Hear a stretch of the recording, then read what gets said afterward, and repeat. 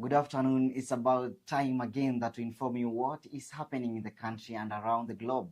Welcome to Younib TV at 1 with me, Elias Muchina. And in the lineup this afternoon, we'll update you on the much anticipated conclave that has just begun at the Vatican Sistine Chapel.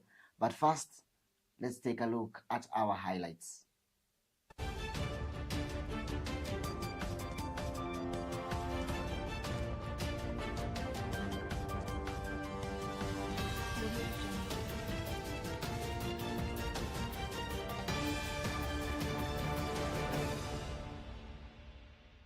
Nimepata hivi nikaita kijana mwingine walikuwa na hivi nikaulizia tata Mtongoli ameenda wapi? Akaniambia Mtongoli msako yuhasika alikuwa kwa passport.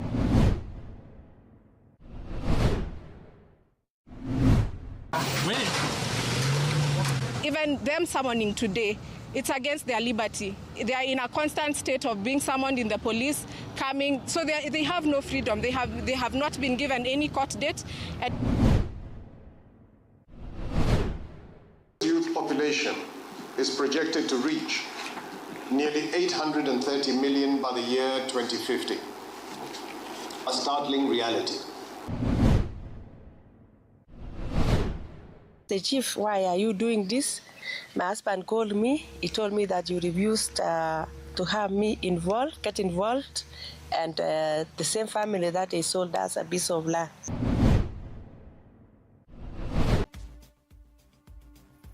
Extension officers, agripreneurs.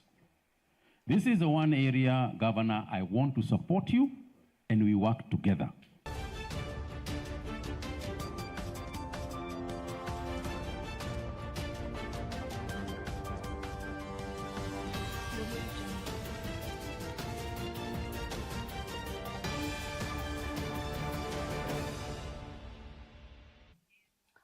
Welcome. 133 cardinals have gathered in the Sistine Chapel in the Vatican for the vote to elect a new pope to lead the Catholic Church worldwide. The process of choosing a successor to the late Pope Francis begins today. The cardinals who will participate in the election have already taken the oath. When white smoke rises from the dome of St. Peter's Basilica, it will be a signal that the presence of a new pope. Here is the report.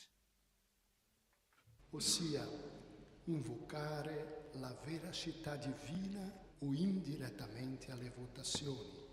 Non parlerete tra di voi circa le operazioni di elezioni. Così Dio mi aiuti e questi santi evangeli che tocco. Così Dio mi aiuti e questi santi evangeli che tocco con la mia mano. Così Dio mi aiuti e questi santi evangeli che tocco con la mia mano. Così Dio mi aiuti e questi santi evangeli che tocco con la mia mano.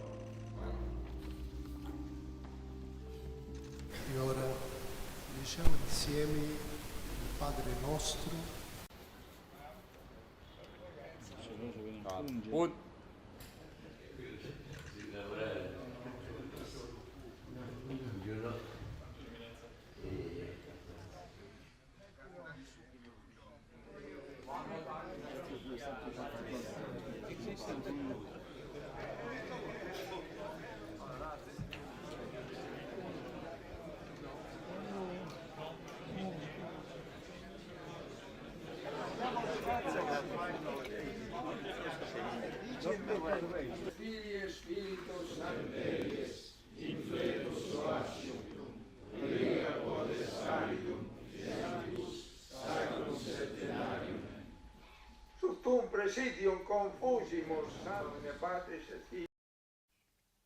And to other stories, in Kehancha, Migori County, the family of a man who allegedly threw a shoe at President William Ruto is now begging the head of state to show them mercy and forgive him.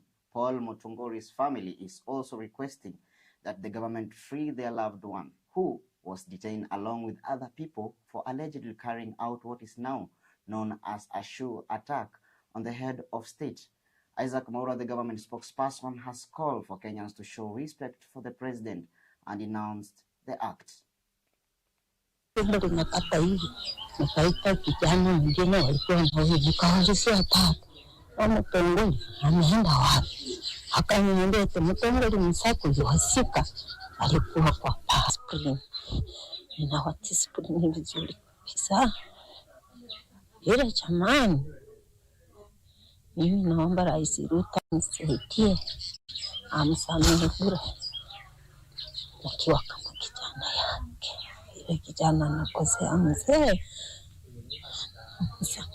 yake tu kiulizia hapa kwa kichichi, watakuambia ni kijana mwenye anafanya vitu yake. Hakuna itia unaweza ambia kwamba amechukua kitu ya mtu ama ukute kwamba anachokoza watu. Ni kijana mwenye, yani kijana mwenye heshima yake nzuri kabisa. Nilipoenda kuangalia nilistukia wakisema eti amesakwa. Nilishangaa sana. Niliposhangaa yani hata nikana mstuko. Sasa nimkamuliza mashtaka gani, akaniambia mimi nilikuwa kwa bana mashtaka sijui. Sasa shida nimeleta hapa mimi sijui. Najua hatuwezi sema kwamba ni yeye, bado itabidi wafuatilie. Ndio tunaomba tu wafuatilie na wachunguzi. Wakimpata ni yeye, Mungu tunaomba. 4 filmmakers who were freed last week following a brief period of police detention showed up at the DCI headquarters, accompanied by attorneys and activists who wanted to know if they will be charged and to get their work equipment back that had been taken away during their arrest. They were not taken to court and no charges were formally brought. Therefore, their visit produced no answer. Even them summoning today, it's against their liberty. They are in a constant state of being summoned in the police, coming, so they have no freedom. They have not been given any court date, and we are calling against that, and we are asking the director, to look at what is causing the families and to release those boys. DCI to essentially establish, is there a case against these 4 individuals? We have been told there is no case. They have not been summoned. There is no warrant of arrest for them. So therefore we are now making the call for them to have their property released back to them so that they can continue doing what they do, which is essentially to make independent films. And our hearts are heavy because we don't know, because you are used to talking to your child every time. So there is no that freedom as a mother. And I have that cry. We have cried a lot from Friday. There's no order. Once they were released, they were supposed to be given their phones back and their laptops back and their CPUs that they use for work. And this is against the law. Muhoho Kenyatta, the brother of former President Uhuru Kenyatta, has urged the country's youth to take charge and challenge the existing status by assuming leadership roles. He also said that the youth have been playing second riddle for too long. The businessman also criticized the current governance structure, claiming that it has been a barrier for young people for years. Youth population is projected to reach nearly 830 million by the year 2050, a startling reality. Being not just the youngest continent, but potentially the most dynamic workforce on the planet. Yet this demographic remains, and I emphasize, largely, number 1, untapped, and secondly, constrained by systems that were not designed for the scale and speed of change that we now face.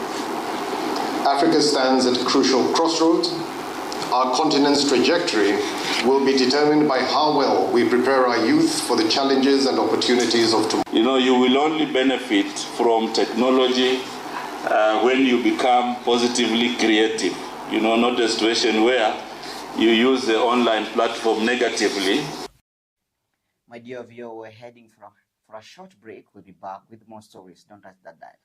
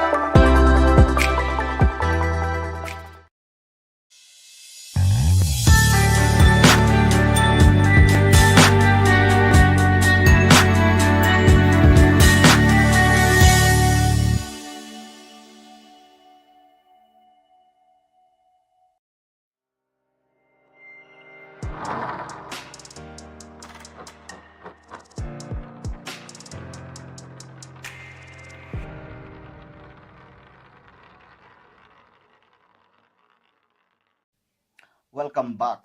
Honorable Mutahi Kagwe, the Cabinet Secretary for Agriculture and Livestock Development, has assured stakeholders that there are foreign markets for Kenyan tea and reiterated that the government commitment to assisting the tea industry. During a consultation session with the chairperson of the Kericho County KTDA, CS Kagwe reiterated the government commitment to reviving the tea industry. Here is the story. Extension officers, agripreneurs. This is the one area, Governor, I want to support you and we work together in agripreneurs. People to visit farmers kwao nyumbani and to advise them about the quality of tea because it is not enough tumwambie farmer improve your quality na hakuna mtu anaenda kumweleza. So to improve your quality, this is what you need to do. Let's advise our farmer. And the only way we get to our farmer is to make sure that we have got extension officers who can advise them.